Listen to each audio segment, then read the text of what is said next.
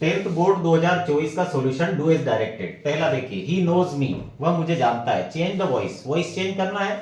तो voice change करने के लिए जो रूल्स हैं, सब्जेक्ट को ऑब्जेक्ट की जगह, ऑब्जेक्ट को सब्जेक्ट की जगह ले आते हैं, मेन वर्ब को थर्ड फॉर्म में कर देते हैं, और सब्जेक्ट जब पीछे लिखते हैं उसके पहले बाय लगा देते हैं, और सब्जेक्ट यदि सर्वनाम के रूप में है यानी प्रोनाउन के रूप में तो उसका रूप परिवर्तित करते हैं।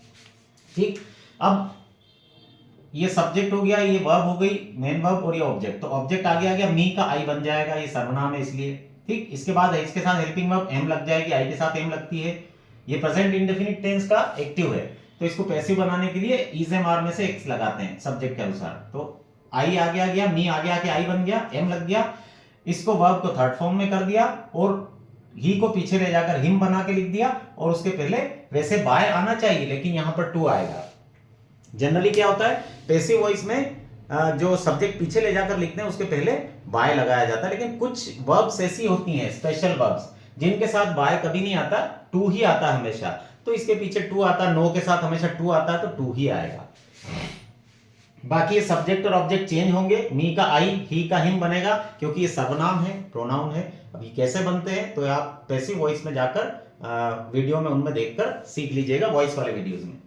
अगला है noise, the classroom making a girls in work some, rearrange the words. Sentence को फिर से जमाना है, सेंटेंस के शब्दों का क्रम बिगाड़ दिया, हमको सही जमाना है। ठीक है, तो इस तरह के सेंटेंस मैंने बताया कि आखिरी में जाकर देखना लास्ट में। अगर फुल स्टॉप है तो सिंपल सेंटेंस यानी subject, helping verb, main verb, object बनाना, और अगर लास्ट में क्वेश्चन मार्क है तो फिर उस सेंटेंस को इंट्रोगेटिव यानी प्रश्नवाचक बनाना है, तो हेल्पिंग वर्ब पहले आ जाएगी, या क्वेश्चन वर्ड होगा यानी WH वर्ड, तो वो और सबसे पहले आ जाएगा।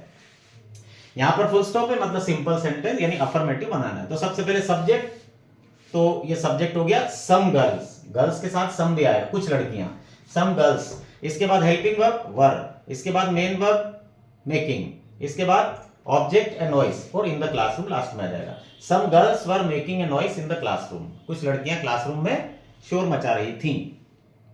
अगला है we are living in this city since 2005, हम इस शहर में 2005 से रह रहे हैं। Correct the sentence and rewrite, ये सेंटेंस गलत दिया गया है, इसको सही बनाना है। तो इस टाइप के जो सेंटेंस होते हैं जिनमें लास्ट में सिंस या फोर आता है और उसके साथ कोई ना कोई टाइम आता है किसी भी प्रकार का, तो वो सेंटेंस जो होते हैं वो परफेक्ट कंटिन्यूअस टेंस के सेंटेंस होते हैं, और इस टाइप के सेंटेंस को प्रेजेंट परफेक्ट कंटिन्यूअस टेंस में बनाना होता है। तो करना कुछ नहीं होता है, बस इतना सा करना है, ये आर को हटाना, आर की जगह हैव बीन लगा देना है। अगर सब्जेक्ट सिंगुलर होता है यानी एक वचन तो हैज बीन लगा देते हैं, और ये प्लूरल यानी बहुवचन होता है तो हैव बीन लगा देते हैं, और बाकी भी ऐसा वैसा सेंटेंस लिख देते हैं, कोई चेंज नहीं। देखिए बस आर की जगह हैव बीन हो गया। अगर सब्जेक्ट एक वचन होता सिंगुलर तो हैज बीन हो जाता, नहीं तो ये हैव बीन हो गया, और ये पूरा सेंटेंस बन गया बस। अगला है आई डू एक्सरसाइज रेगुलरली, मैं नियमित रूप से एक्सरसाइज करता हूं। Make an interrogative sentence, interrogative बनाना है प्रश्नवाचक वाक्य बनाना है। तो प्रश्नवाचक वाक्य ये प्रेजेंट इंडेफिनिट टेंस का सेंटेंस है? जब कोई हेल्पिंग वर्ब नहीं हो और सीधा मेन वर्ब होती है तो वो इंडेफिनिट टेंस ही होता है, या तो प्रेजेंट इंडेफिनिट या पास्ट इंडेफिनिट है। इनको सिंपल भी बोलते हैं, प्रेजेंट सिंपल, पास्ट सिंपल।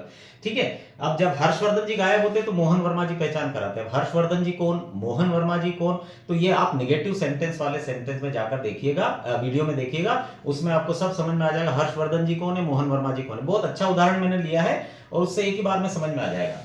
तो अब इसमें क्या करना है, जो प्रेजेंट इंडेफिनिट टेंस का सेंटेंस होता है उसमें डू और डज हेल्पिंग वर्ब लगती है। सब्जेक्ट जब सिंगुलर हो एक वचन तो डज लगती है, और सब्जेक्ट जब प्लूरल हो बहुवचन तो फिर डू लगती है, और आई के साथ भी डू लगती है। अब इंट्रोगेटिव सेंटेंस होता है तो ये हेल्पिंग वर्ब सबसे पहले लग जाती है, तो ये सबसे पहले डू लगा दी, आई के साथ डू लगती है इसलिए डू लगा दी, बस आगे डू लगाया और ये सेंटेंस वैसा का वैसा लिख दिया, और आखिरी में क्वेश्चन मार्क लगा दिया, बन गया।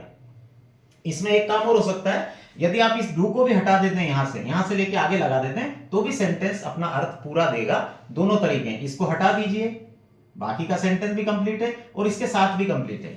ठीक है, आप चाहे तो इसको हटा सकते हैं, ये ठीक, आगे डू लगा दिया और ये डू को आगे लगा दिया और ऐसा ऐसा लिख दिया, आखिर में क्वेश्चन मार्क लगा दिया, इंट्रोगेटिव बन गया। और देखिए